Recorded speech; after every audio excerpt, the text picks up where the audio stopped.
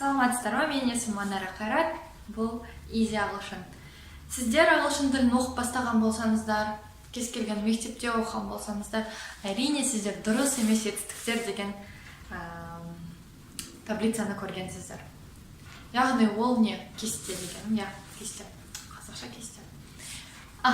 Дұрыс емес жетістіктер деген кестені көргенсіздер. Ол кестеде сіздерде үшке бөлінген, жетістікті айтады, екінші түсінде өткен шағын, үшіншісінде тағы бір нәрсе. Сондай кестені көрген боларсыздар, естеріңізде болар. Көбінесе оларды адамдар жаттағысы келмейді, ерінеді, толып тұрады, былай қалай жаттау керек, білмейміз. Қазір соларды жаттауға оңай болатындай етіп, біріктіріп көрсетем. Яғни, қай сөздер қалай оңай жаттауға болатыны, яғни өзгермейтін түрлерін қарастырып көрейік. Бүгін екі тобын қарастырамыз солардың. Мүлдем өзгермейтін, кішкене өзгеріс бар деген сияқты. Енді не үшін оны үшке бөліп қарастырамыз? Біріншісі бізде present болады, кестеде. Екіншісі past, үшінші жолда past participle деп жазылып тұрады. Түсіндірем не екенін. Present осы шақ, яғни сіздің күнделікті істеп жүрген іс-әрекетіңізде сіз бірінші жолдағы жетістіктерді қолданасыз. Жай ғана мысалы I go to university every day. Мен университетке күнде барамын. Және тағы басқа. Келесі past. Past ол өткен шақта, яғни сіз кеше жасағаныңыз, бір жыл бұрын өткен уақытта жасаған аяқталған іс-әрекетте біз екінші жолды қолданамыз. Және үшіншісі past participle деген бар. Оны сіз естімесеңіз, мүмкін қолданып көрмеген болсаңыз ештеңе етпейді. Әлі жақында көресіз ол не екенін. Past participle ол қашан қолданылады? Present perfect деген шақта қолданылады. Past perfect деген шақта қолданылады. Және де passive voice деген бар, ырықсыз етіс. Сол үш жағдайда осы past participle'ды қолданамыз. Бірақ сіз егер мына үшеуін ешқайсысын естімеген болсаңыз, ештеңе етпейді, әлі де көре жатасыздар. Бұны негізі кестені жаттаған кезде кейбіреу айтады, бірінші және екінші жолды жаттады, үшінші жолды жаттамай қой, әлі бұны өткен жоқпыз деп. Жоқ. Өтпесеңіз де бірден үш қатар қылып жаттаңыз, үш жолында. Өзіңізге екі жұмыс істемеңіз. Бірден жаттасаңыз өзіңізге ыңғайлы. Бірден үш жолын жаттап алыңыз. Не аудармасымен әрине. Енді қарайық, бізде дұрыс жетістіктер бар, дұрыс емес жетістіктер деген бар. Айырмашылығы неде? Дұрыс жетістіктер. Не үшін олар дұрыс? Себебі олар ережеге бағынады, сол үшін олар дұрыс жетістіктер.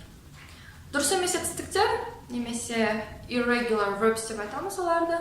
Олар ережеге бағынбайды, сол үшін олар дұрыс емес деп аталады. Яғни бізде дұрыс жетістік болса, біз жай ғана сөйлемнің соңына ed жалғаймыз.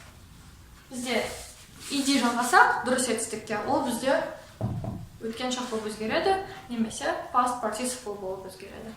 Ал дұрыс емес жетістіктерді қарастырайық. Дұрыс емес жетістіктер не үшін айттық олай аталады? Себебі ешқандай ережеге бағынбайды, оны тек қана кестеден жаттау керекпіз.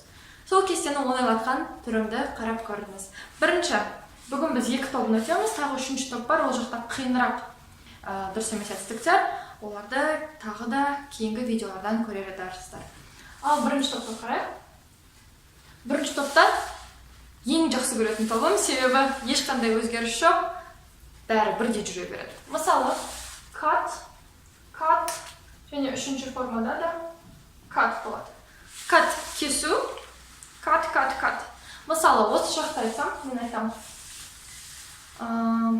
I cut the pizza. Болмаса олай емес, басқа айтар. I cut the grass every day. Мен шөпті күнде кесем. Cut. Келесі, past simple'да айтатын болсақ, мысалы мен кеше шөп кестім. I cut the grass yesterday. Өзгермеді, дәл сол cut болып қалды. Және де passive voice'да айтатын болсақ, например, мысалы, the grass was cut by me.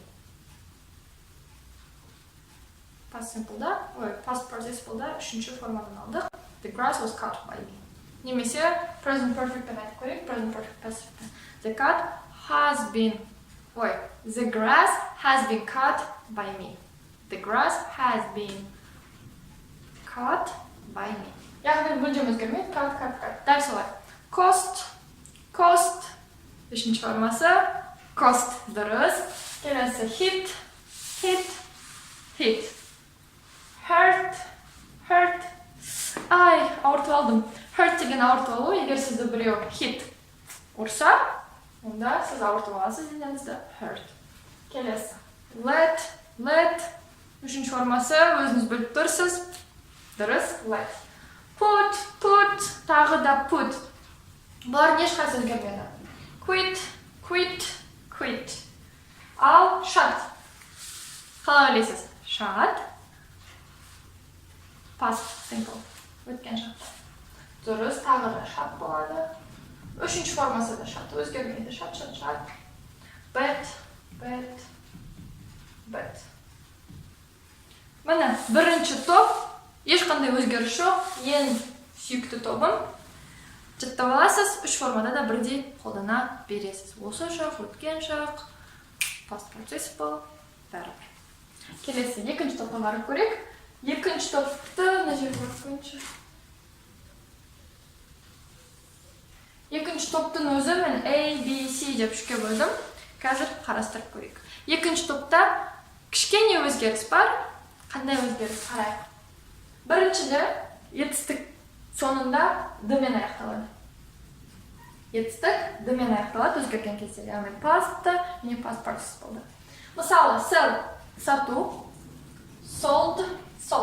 Және де past пен past participle екеуі бірдей өзгермейді. Sold, D-ға бітті. Келесі. Tell, told. Жай ғана D соңына қоямыз. Feed деген сөзді мүмкін білмейтін шығарсыз. Feed деген біреуге тамақ беру. Мысалы, сіз жануарыңызға, кішкентай балаларға, кез келген адамға тамақ беру, feed. Келесі pay, төлеу. Paid. Байқадыңыздар ма? Өзгермейді. Fed, paid, told, sold. Say. Оқылуы көбісі said деп оқиды. Жоқ, оқылуы said. Said. Үшінші формасы тағы да дұрыс. Said. Өйткені айттық, екі мен үш бірдей жүреді. Say, said. Find, табу. Found. Және де сіз біліп тұрсыз. Үшінші формасы да found болады. Яғни табу, тапқанның өткен шақты. Found. Келесі бұл бірінші A тобына байланысты. Яғни жай ғана екінші және үшінші жолда біз D жалғаймыз. Кішкене өзгерістер болады, бірақ соны D-мен бітеді, сол үшін және бірдей жүреді, ұмытпаймыз. Келесі екінші B тобы T-ға аяқталады. Мысалы, deal, dealt. Feel, felt. Мұны тәрді бізде. Және де қайтадан бірдей екенін ұмытпаймыз. Feel, felt. Сол үшін айттым, үш формасын бірден жаттаған ыңғайлы болады, себебі кейбіреуі ұқсас келеді. Ұқсас емес, бірдей. Keep, kept. Сақтау. Kept. Leave, left. Және де дұрыс, left. Бірдей емес, Meet, met. Әрине, met. Екінші B тобы T әрпіне аяқталады. Бірдей оқылады, бірдей айтылады. Келесі C тобына қарайық. Бұл жақта past пен past participle-да U әрпі жүреді. Мысалы, dig. Dig деген қазу. Dig өткен жақта duck.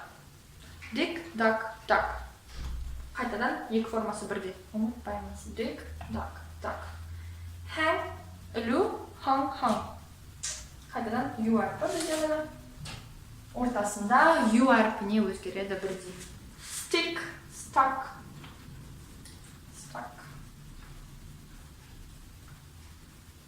Sting, stung. Және де дәл өзі жазылады.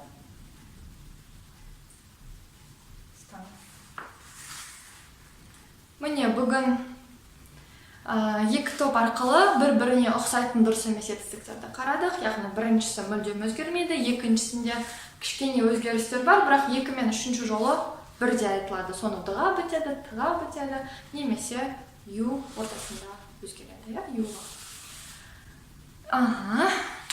Сонымен, осы видео арқылы біраз дұрыс емес етістіктердің 3 формасын жаттады деген үміттемін. Тағы да бұлардың 3-ші тобы бар, ол кішкене қиынырақ, оны кейінірек түсіре жатармын. Сіздерге үлкен рахмет, мен есімім Анара Қайрат, бұл Easy ағылшын. Сау!